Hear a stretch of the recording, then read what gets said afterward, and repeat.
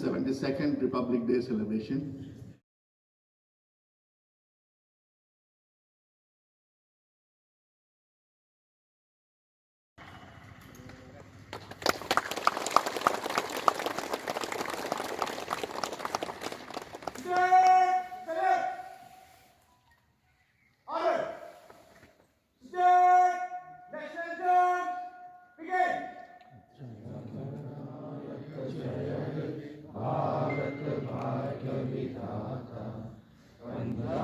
सिंध गुजरात मराठा द्राविड़ उत्कल बंगा विंध्य हिमाचल यमुना गंगा उच्चल जलधि तरंगा तब शुभ नामे जागे तब शुभ आशीष मांगे गाहे तब जय गाथा जन गण मंगल नायक जय हे भारत भाग्य विधाता जय हे जय हे जय हे जय जय जय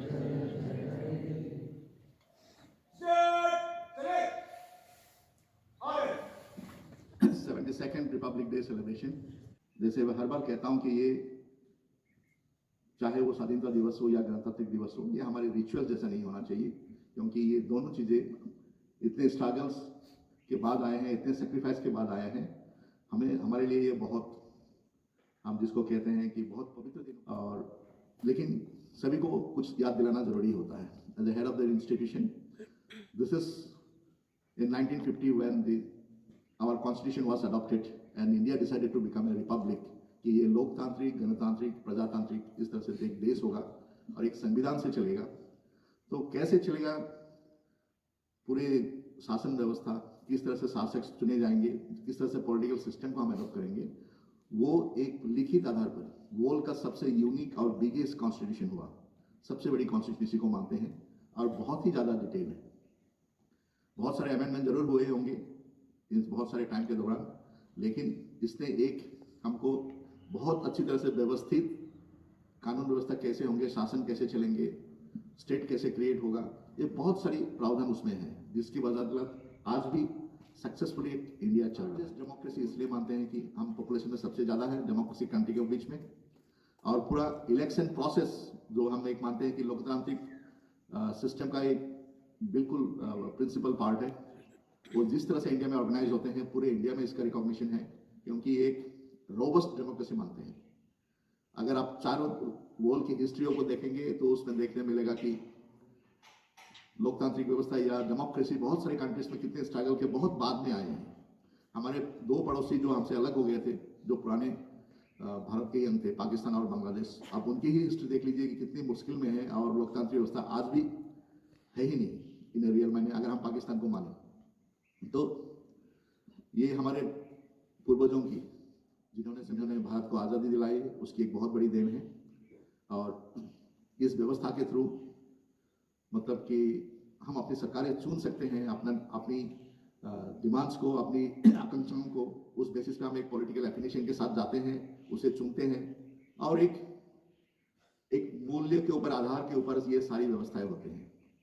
अब बहुत ज़्यादा डिटेल नहीं बोल सकता, लेकिन कि हमें याद इसलिए रखना पड़ेगा, हमें इसलिए ये जरूरी है कि हम एक व्यवस्था पे चलते हैं. कोई ऑटोक्रेटिक या डिक्टेटरशिप चल नहीं सकता कि हमारे संविधान व्यवस्था इतना स्ट्रांग है, इस पर कोई डिक्टेटरशिप या कोई आर्मी चीफ उस पर इस सिस्टम पे कैप्चर नहीं कर सकते. तो इस तरह का इतना रोबस्ट डेमोक्रेसी है, इसलिए we need to celebrate that कि इतने स्ट्रगल और सेक्रीफाइस के बाद ये आया. और ये जो पिछले साल ये पहली बार है कि विदाउट एक चीफ गेस्ट, हमारा जो मूल दिल्ली में हम इसे मनाते हैं, सेलिब्रेट करते हैं. और इसमें क्या होंगे, हम सारे देशवासी इसके खबर रखते हैं, हमारे सरकारी सिस्टम भी एक डिस्प्ले करते हैं कि गणतांत्रिक व्यवस्था में हमारी विकास के रूप में कुछ रिफ्लेक्शन कराते हैं, और कुछ आर्मी के स्ट्रेंथ के तौर पर, हमारे ताकत के तौर पर हमें क्या दिखाना है, हमारे यूनिक कैरेक्टरिस्टिक्स क्या है, ये सबको एक एग्जिबिट कराते हैं. हम उसके लिए बहुत नज़र डाले रहते हैं कि क्या इस बार दिखाया जाएगा. लेकिन पहली बार है कि एक यूनिक सिचुएशन की वजह से, कोविड सिचुएशन की वजह से, कि विदाउट एक चीफ गेस्ट इसको मनाया जा रहा है, और इसकी जो गंभीरता है या इसकी जो मेगा कार्टेल करके किया जा रहा है. लेकिन अब देखिए मतलब अगर ये पिछले साल ही 2020 ऐसा साल रहा कि हमारी डेमोक्रेसी को हर तरह के टेस्टिंग हुए, हर चैलेंजेस आए, एक सरकार को हर चीजें, हर तरह की क्राइसिस, एडमिनिस्ट्रेटिव क्राइसिस के बाद आप सोचते जाइए, कम से कम फ्लड एक स्टेट करके कम से कम 22 स्टेटों में फ्लड हुआ, फिर किसी में रिपीटेड फ्लड आए, कोरोना क्राइसिस और पूरा इकोनॉमिक डाउन। अभी रिसेंट सर्वे जो आया जहाँ पर एजुकेशन, इकोनॉमी और ये बहुत सबसे ज़्यादा जो बच्चों की एजुकेशन, बोले कि 32 करोड़ बच्चे जो गांव में हैं उनकी एजुकेशन सबसे ज़्यादा इफेक्ट हुए हैं और 60% बच्चे शायद स्कूल में वापस नहीं आए, ये प्रोजेक्शन हो रहा है। तो मतलब हमें बहुत इस तरह के चैलेंजिंग सिचुएशन में भी सर्वाइव करना, और जो आपका हेल्थ सिस्टम है पूरे वर्ल्ड के सारे डेवलप कंट्री के इतने अच्छे गारंटेड हेल्थ सिस्टम हम जिसको मानते थे सब फेल हुए। अगर हम इंडिया से कंपेयर करने जाए, हमारी पॉपुलेशन की साइज ऐसा, हमारी जिस तरह से इन्फेक्शन रेट रहे, रिकवरी रेट रहे, तो हम उनसे बहुत अच्छे रहे। 1% या उससे भी नीचे हमारा डेथ परसेंटेज रहा और रिकवरी 90+ के ऊपर रहा। तो इस तरह अगर हम देखें तो बहुत अच्छी तरह से एग्जिस्टिंग जो हमारे शासक हैं बहुत अच्छी तरह से हर चीज़ को टैकल किया। अगर प्रिवेलिंग सिचुएशंस को देखें और कंपेयर करें हम बाहरों से, तो इसको हम इसे एक तरह से हम ये मान सकते हैं कि ये हमारे संवैधानिक जो व्यवस्था है, जो हमारा संविधान है, यही एक मजबूती देता है सरकारों को इस तरह का कुछ अच्छे गवर्नेंस के लिए। तो इसलिए ये बनता है कि एंडोर्स करना कि इतने चैलेंज के बावजूद भी आप देखिए कि सबको प्रोटेस्ट करने की राइट है।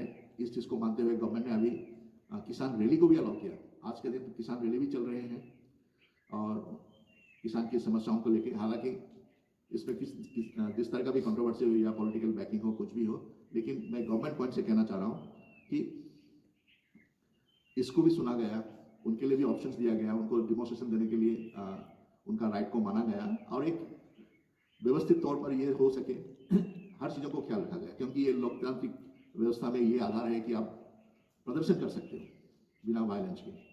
तो इतने क्राइसिस के बाद जब हमारा सिस्टम इतना टेस्टिंग हुआ, उसके बावजूद भी सक्सेसफुल हुआ और जिस तरह से डूम्सडे बोल के एक फोरकास्ट किया गया था कि बस इंडिया की इकोनॉमी बिल्कुल खत्म हो जाएगी और बिल्कुल उभर नहीं पाया। आप इसी सिचुएशन में देखिए डोकलाम भी हुआ और ये पैंगोंग लेक और वो जो उसके बाद सारे जो हुए इंडिया के, मतलब इंडिया को एक चैलेंज मिला, चाइनीज एग्रेशन का एक नमूना मिला। इंडिया ने जो रिटेलिएट किया उस 20 जवान शहीद होने के बाद और जो रिटेलिएशन हुआ, जो ये पहली बार पूरे इंडिया में दिखाया कि चाइना को चैलेंज किया जा सकता है, चाइना को हराया जा सकता है या चाइना को कंट्रोल किया जा सकता है। ये परसेप्शन इंडिया ने क्रिएट किया, ये बहुत बड़ी बात थी, क्योंकि इतनी सारी सिचुएशन में, ऐसे क्राइसिस सिचुएशन में ये सारा चीज़ें हुआ। उसी के टाइम हमारे रफाल आए, नए मिसाइल टेस्टिंग भी होते रहे, कोई चीज़ें कहने जाए तो कमी नहीं रहा। बाकी हर प्रोग्राम्स विकास के लिए, डिफेंस के लिए हो, एग्रीकल्चर के लिए हो, साइंस के लिए हो, वो भी चलता रहा ये सारी कोविड सिचुएशन में। तो ये सिचुएशन, ये क्राइसिस आज हम लोग को कमज़ोर नहीं किया है, हमारी एक्सपेंस को बढ़ाया है, हमारी कैपेबिलिटी का और अच्छा किया है। तो हम इस तरह से देखते हैं। और अभी वर्ल्ड के साथ सक्सेसफुली जब इंडिया ने वैक्सीन तैयार कर दी कोरोना के उसमें, और टोटली इंडिया की डिप्लोमेसी, इंडिया की स्टैंडिंग वर्ल्ड में बिल्कुल पूरी तरह से चेंज हो गया है। अगर आप खबर रखते हो, और रखना भी चाहिए एज ए कॉन्शियस सिटीजन कि क्या हो रहा है, कि वैक्सीन आए तो आप वैक्सीन लेंगे नहीं लेंगे, ये सारी चीज़ें होता है, तो वो डिसीजन आपके ऊपर होते हैं। आज बोल रहे हैं कि जो सीरो सर्वे है कि ऑलमोस्ट एंटायर इंडिया में हो सकता है कि 60% हार्ड इम्यूनिटी आ गए हैं इंडियंस में। जो इंडियन वैरायटी ऑफ जो कोविड है उसके अगेंस्ट में 60% इम्यूनिटी आ गए हैं। और शायद जब तक पूरे वैक्सीन अवेलेबल हो, हम लोगों को वैक्सीन की इतना ज़रूरत भी ना पड़े, वो भी हो सकता है। लेकिन कोविड के बारे में इतना सारा कन्फ्यूजन था, तो इसीलिए कोई बोलते थे कि ये बहुत बड़ा कॉन्स्पिरेसी है, ये है। लेकिन जिसके घर में कोविड हुआ है या डेथ हुआ है, आप आर्ली सिचुएशन को याद कीजिए, अपने रिलेटिव्स की डेड बॉडी तक लेने से इनकार कर दिया। इस तरह का डर था, पूरा प्रोटोकॉल था कि एक डेड बॉडी को कैसे जलाया जाएगा, 5 लोग जाएंगे, 15 लोग जाएंगे, इस तरह के हम बहुत जल्दी भूल जाते हैं हम क्या क्या क्राइसिस फेस करते हैं। लेकिन आप देखिए, हम खुद असम में रहते हो, आप हमारे गाँव नहीं जा पाए, गांव जाते तो हमको 2 किलोमीटर दूर में खड़ा रहना पड़ता था किसको मिलना है, इस तरह से गांव वालों ने अंदर आने नहीं दिया। तो इस तरह का सारा चीज़ एक डर का माहौल था और क्या सिचुएशन था। तो ये रियल था। कोविड-19 इतने सारे डेथ हुए, इन्फेक्शन हुए, जिनके घर में आपने ऐसा न्यूज़ देखा होगा कि घर में लोग ऑक्सीजन सिलेंडर खरीद के रखे, हॉस्पिटल जाते तो साथ में खींच के ले जाते थे और एक ऑक्सीजन का ट्रॉली भी। तो इसलिए ये एक बहुत बड़ा क्राइसिस था जिससे हम उभरे हैं, और ये हमारा सिस्टम का एक अचीवमेंट है कि हमने इंडिया वर्ल्ड में एस्टेब्लिश किया कि हमने वैक्सीन भी निकाल लिए। और मेरा पॉइंट ऑफ व्यू कि as a government employee, as a बहुत अच्छे citizenship, we need to stand by government whatever our political affiliation remains, that it is very apparent कि गवर्नमेंट बहुत कुछ कर रहा है और करने की कोशिश में लगे हुए हैं। तो इसी के साथ कि इतने बड़े एक्सपीरियंसेस इंडिया को मिला, हम इतने बड़े चैलेंजों से उभर के आए, और सारे देशवासियों को मैं इसीलिए आप लोगों को साथ में अभिनंदन करता हूँ कि ये आज के दिन जरूर हमें याद रखना चाहिए कैसे संविधान आए और जिसकी वजह से हमारा सिस्टम सर्वाइव कर रहा है, एक रोबस्ट डेमोक्रेसी हमें मिला है। अब कंपेयर करेंगे बहुत सारे कंट्रियों में जहाँ पर डेमोक्रेसी आते हैं और स्टेबल नहीं होते हैं, और वो लोग क्या मिस कर रहे हैं, चाहे बहुत रिच कंट्री हो, बहुत रिच कंट्री, भले चाइना जैसे बहुत अच्छी तरह से इकोनॉमिकली सक्सेसफुल हो, उसके बावजूद भी अगर आप देखें चाइना ने किस तरह से कोविड कंट्रोल किया, कहाँ कुछ बीमारियों को गोली मार के मारा गया, किसी के घरों में जाके फोर्सफुली सील कर दिया गया, और कह नहीं सकता मतलब क्या क्या हुआ मतलब कोविड कंट्रोल में। तो उस हिसाब से देखें तो हमारे गवर्नमेंट ने सपोर्ट दिया, राशन पानी दिए, मतलब जिस तरह से कोविड प्रोटोकॉल फॉलो किया गया कि कोविड टेस्टिंग के बाद आपको रिफ्रेशमेंट मिलता था, फ्री में ट्रीटमेंट मिलता था, ये सारी चीज़ें। तो जो भी हो, 2020 हमारा एक बहुत इवेंटफुल ईयर रहा। हमें हमेशा always look at the better side, optimist होना चाहिए, अच्छी चीज़ों को देखना चाहिए। अगर उस हिसाब से देखें तो बिल्कुल we are on the track again, and we hope that 20 फरवरी से हमारी टेंटेटिव हमारे सारे हॉस्टल खोलने की संभावना नहीं है। हम फाइनल ईयर बैच से शुरू करने की एक टेंटेटिव प्रोग्राम है, वो भी शुरू हो जाएगा, और in the new course will be more far better and robust experience will be on the track. With this wish, I again सबको अभिनंदन करता हूँ ये 72nd रिपब्लिक डे सेलिब्रेशन में। थैंक यू, जय हिंद।